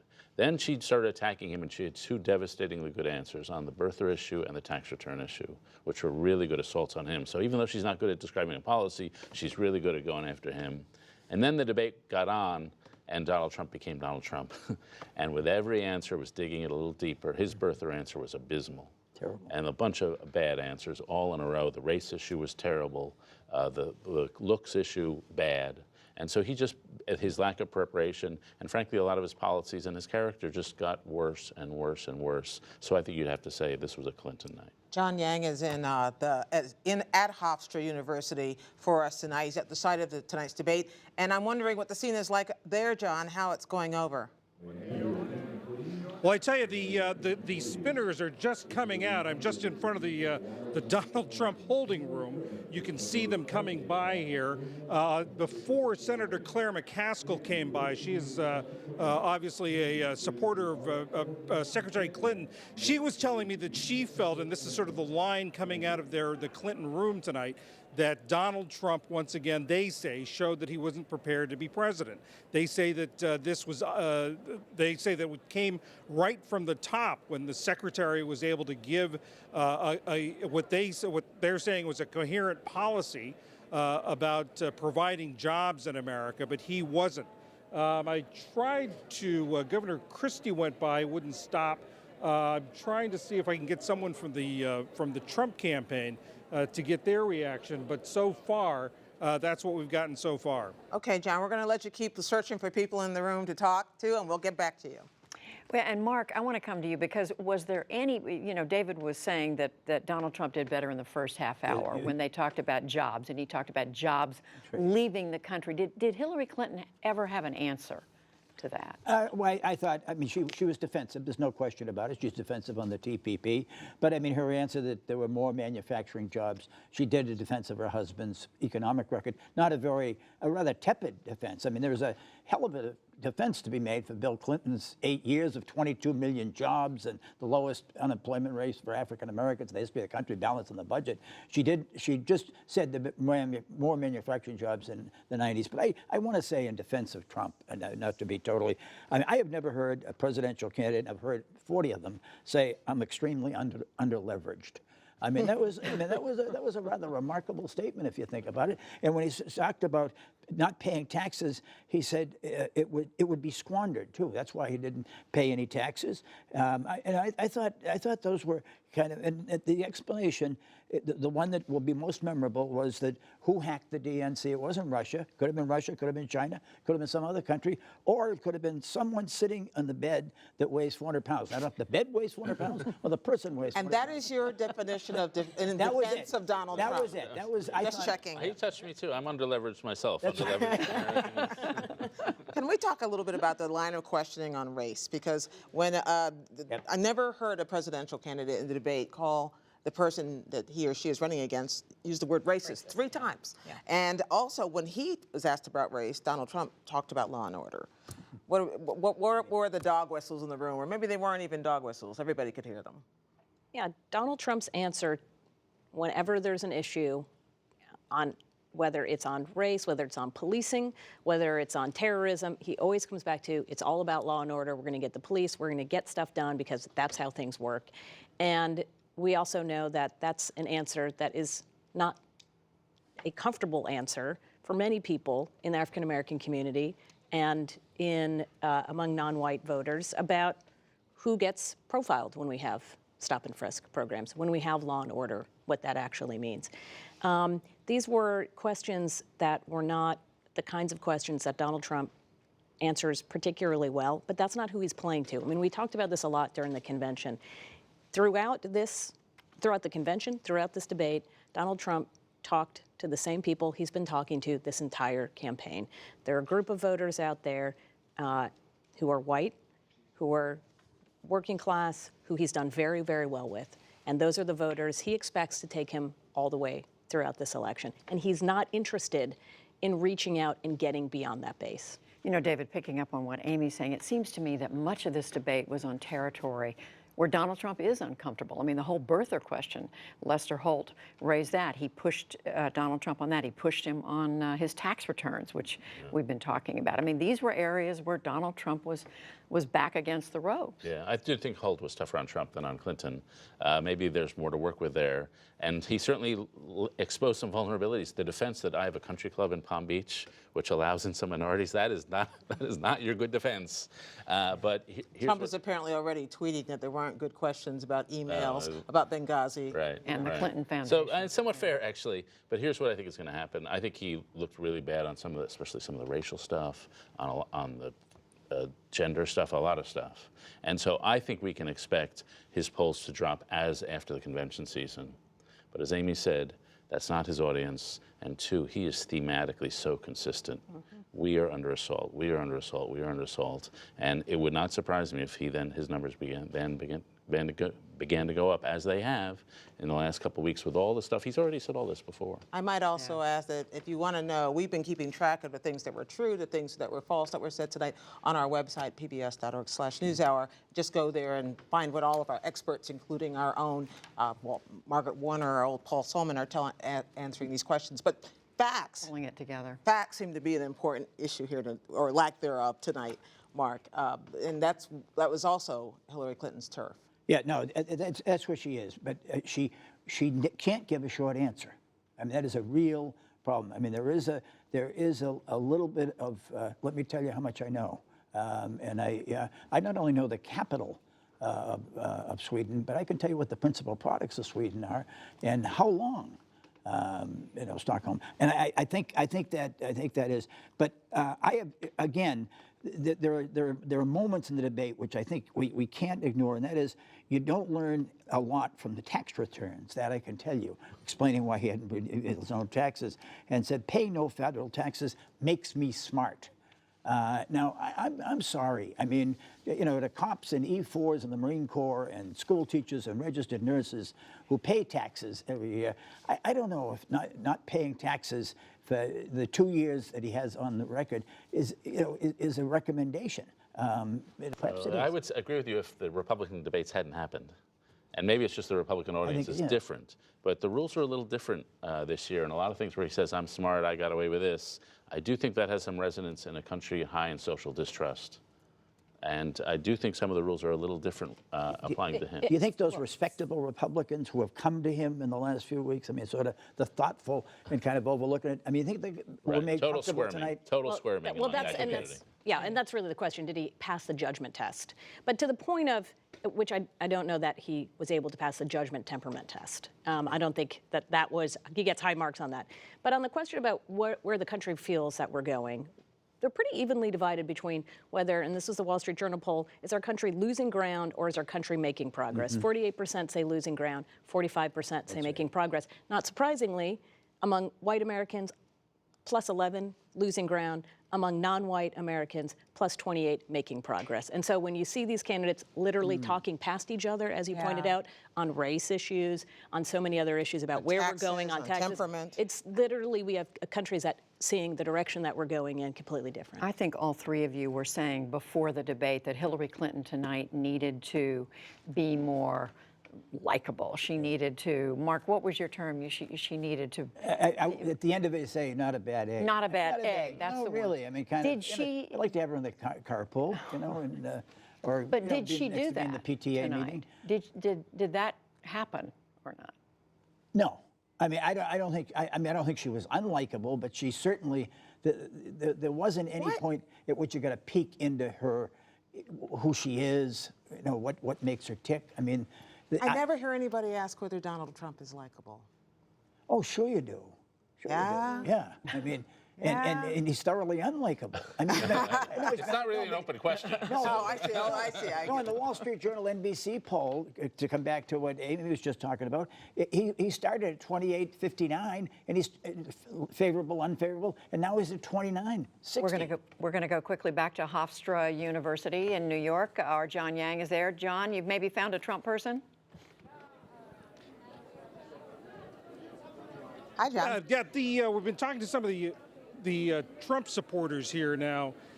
They think at the one point that they've been repeating over and over again is the point actually that he repeated over and over again in the debate was hitting at Clinton as a career politician, that reinforcing this idea that he's that career politicians like Hillary Clinton are the reason for the problems we're seeing now. That's been a signature line of his campaign, and in many ways, one reason for a lot of the support of the campaign. And that's what we're hearing over and over again from the Trump supporters here tonight. In fact, John, that was one of the big lines tonight, which is that she has experience, but it's bad experience, right? And so they're picking up on that.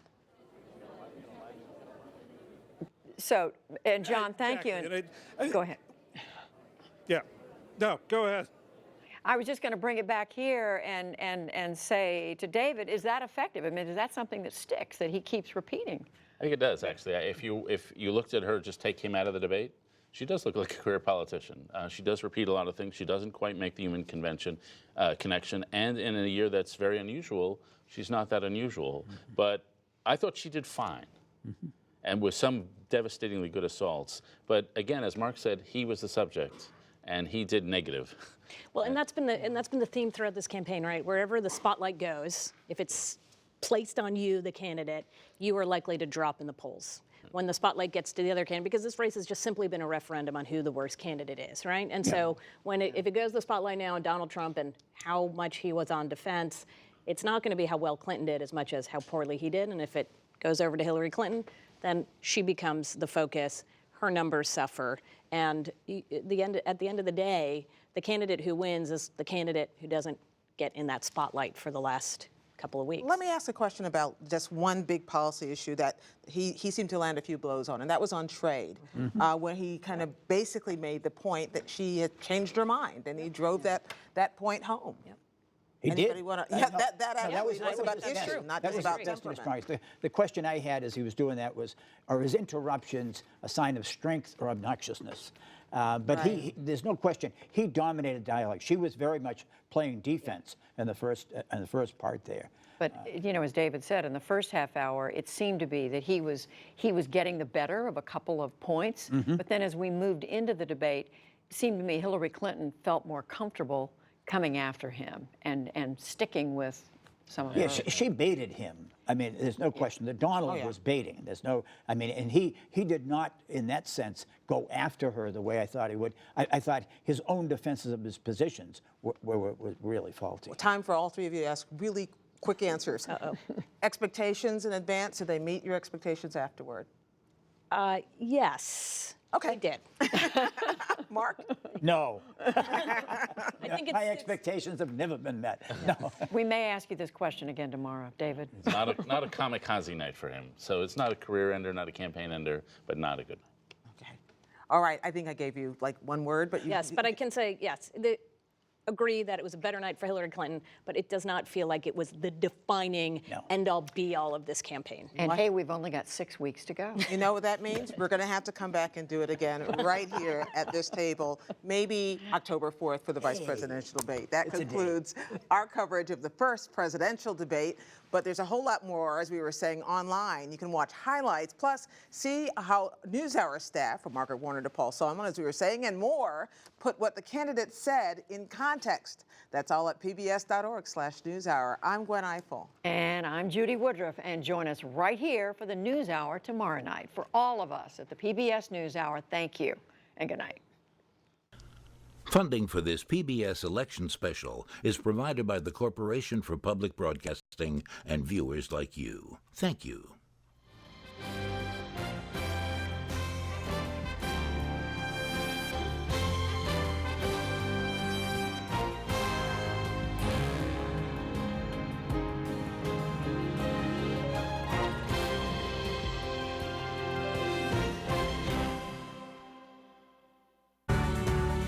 Election 2016 on PBS.